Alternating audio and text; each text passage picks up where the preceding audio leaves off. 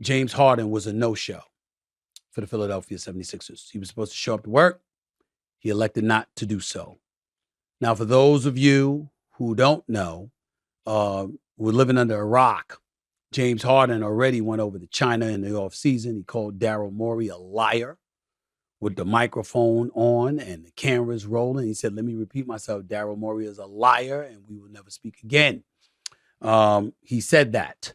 But nevertheless, when people talk about James Harden and forcing his way out, what's working against James Harden right now is that he did force his way out of Houston. He did force his way out of Brooklyn.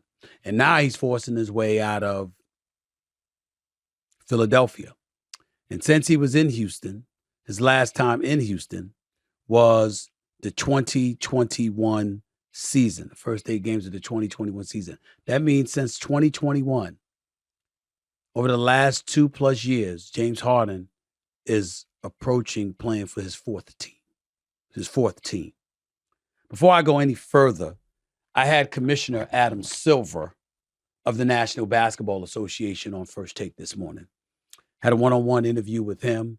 Want to take a moment to thank all the commissioners. It's very rare you see anybody get all 4 commissioners, particularly in a calendar year. But I've had exclusive interviews with Gary Bettman of the National Hockey League, Roger Goodell of the National Football League, Robert Manfred of Major League Baseball, and now today I spoke with Adam Silver for the NBA. I asked him a plethora of questions. We had a great conversation. Really appreciate him taking the time to come on my show, First Take on ESPN, which is every weekday morning from 10 a.m. to noon.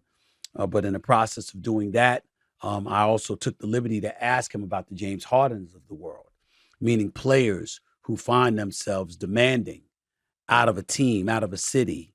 And obviously, Adam Silver elaborated with his response, not on a particular player or a specific player, but nevertheless, the whole general consensus of players wanting out. Here's my question to the Commissioner, Adam Silver, and here's his answer.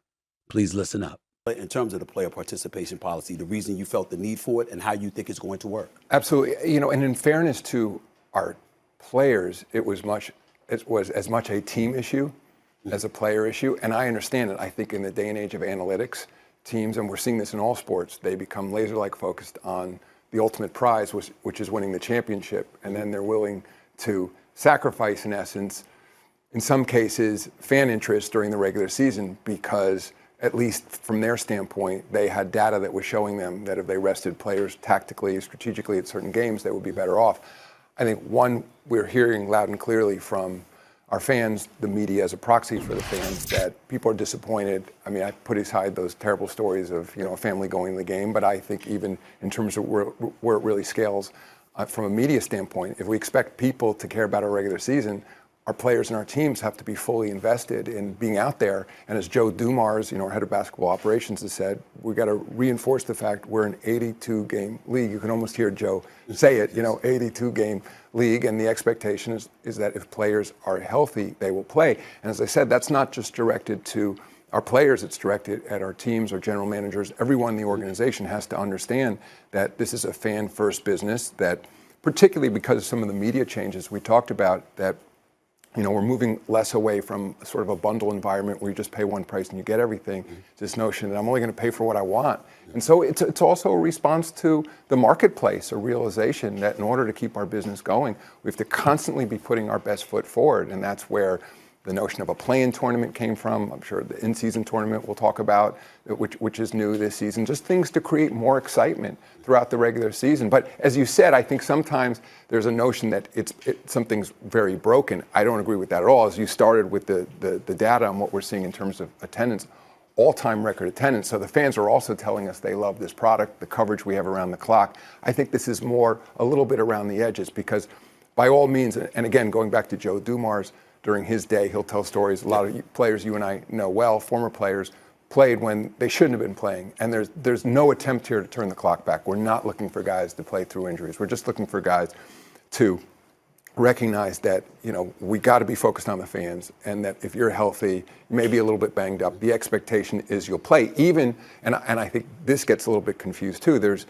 what Joe Dumars has out been saying recently. It's sort of the headline is load management doesn't work. I think what where we've learned is it doesn't necessarily work in terms of injury prevention, but there's no question that if you're playing in the second game of a back-to-back, there's diminished performance to a certain degree, to the extent guys are tired or they've been playing multiple games on the road. Their performance will dip a little bit, but it's still the expectation that if you're not going to hurt yourself, you got to be out there. Now, there you have it, and the commissioner said it as diplomatically as he possibly could. It's not something that they like. They collectively bargain. They hope that players will honor their deals. You certainly don't want to advertise and promote and provoke guys demanding out of their contract. You sign a contract, you'd like to believe you have to honor it. That's usually the way that it goes. But with NBA players, as is the case with some professional athletes, when they want out, you got to get them out because they have a cancerous effect on the culture of your team. And certainly James Harden is an individual that could do that. James Harden is the one that came in out of shape in Houston specifically for the sole express purpose of being allowed out. He sent the message to the Houston Rockets: you're not going to get the player that you were accustomed to seeing that was leading the league in scoring, that won a league MVP. Instead, you're going to get a bearded version of the Pillsbury Doughboy, because I'm not going to be in shape, because I'm not going to let you use me or utilize me. I want out. So he got there. He wanted to go to Houston. He wanted to go to Philadelphia with Daryl Morey, because Daryl Morey had departed as the head of basketball operations for the Houston Rockets and departed, and like a thief in the night went to Philadelphia. And there was no way in hell that the Houston Rockets were going to trade him to Daryl Morey, because they was a bit salty at how Daryl Morey departed and how quickly he ended up getting a Philadelphia job, which means it was something he was talking about before he departed from Houston. And they weren't having that. So James Harden had to end up going to Brooklyn. Brooklyn giving up assets to get him. Then he had to turn around and want out of Brooklyn to end up in Philadelphia, which is what transpired. We understand all of that about James Harden. And we understand where he's at now. But that's the critical about James Harden, who's not the player he used to be, but is still pretty damn good and an all-star caliber player, averaging 21 points, led the league with 10.7 assists.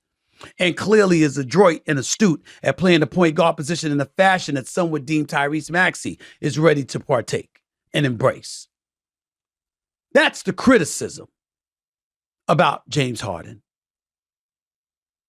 My sources tell me there's another side to this story.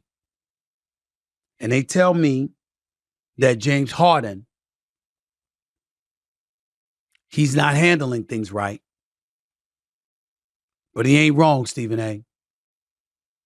They said, Stephen A., when you were on First Take a few weeks ago and you kept hinting at if Daryl Morey lied to him, if Daryl Morey didn't tell him the truth, if Daryl Morey led him astray, it's a different animal. Well, guess what, Stephen A.? It's a different animal. According to my sources, Daryl Morey, the president of basketball operations for the Philadelphia 76ers, did indeed lie to James Harden. Now, I don't know this for a fact. I have not spoken to Daryl Morey. I'm going to give him a call later. Hopefully he will answer my call. And if he says something different or he speaks about it extensively, I'll make sure to come back on the air and talk with y'all about it. But I have to tell you, that's what I'm being told. Daryl Morey got slick. And he told James Harden he was going to give him the max. Now, there's two forms of the max, ladies and gentlemen. There's the maximum years, and there's the maximum per year. So if you're James Harden, your number may have started at 36, but you were looking for an additional $145, $150 million. And you were led to believe by Daryl Morey that that's what you were going to get, according to my sources. According to my sources, Daryl Morey has a different argument. Daryl Morey promised them the money, not the years. So when James Harden opted into his deal at $36.9 million, that's what Daryl Morey was talking about. Let me say this, I find that very difficult to believe. Because why would James Harden be so pissed off? He had a player option for the $36 million plus, $36.9 million, which he exercised. If you know you've got a player option to exercise the $36.9 million, and that's what you ended up getting, and it coincided with what Daryl Morey promised you, why would you be pissed about something that you already had which is the player option to take those dollars. It had to have been more. It had to have been more. Now, my attitude was, regardless of all of that, Daryl Morey took care of James Harden for the better part of 10 years. They grew together in Houston. James Harden got what he wanted. If he wanted a pedicure and a manicure, a pedicure and a manicure, Daryl Morey would have gave it to him personally. Would have gave him a massage if he wanted it too. Hell, they might have cuddled. I mean, we just don't know with Daryl Morey. I mean, that's how he felt about James Harden.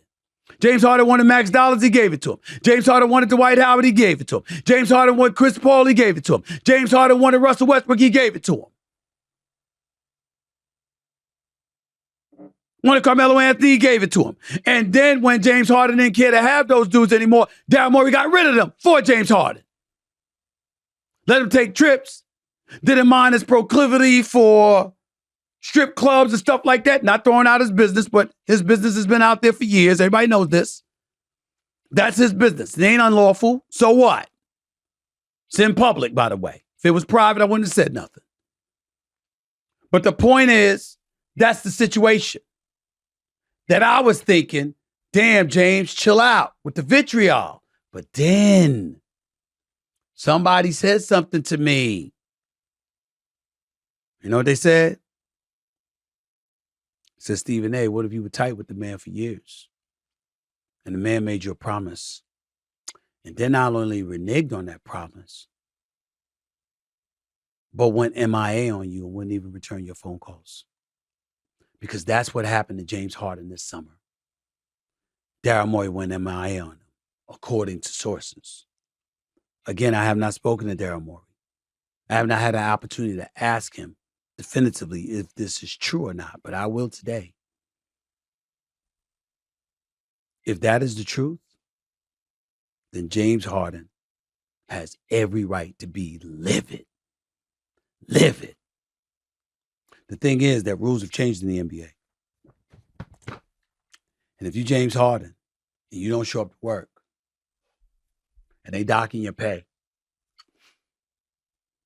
it doesn't matter if it expires or not. Remember, if they deduce that you're doing this on purpose to get out of your deal, the team can retain your rights. And you don't get to go anywhere. So it's going to be interesting to see how that falls out. By the way, 76ers were on the phone.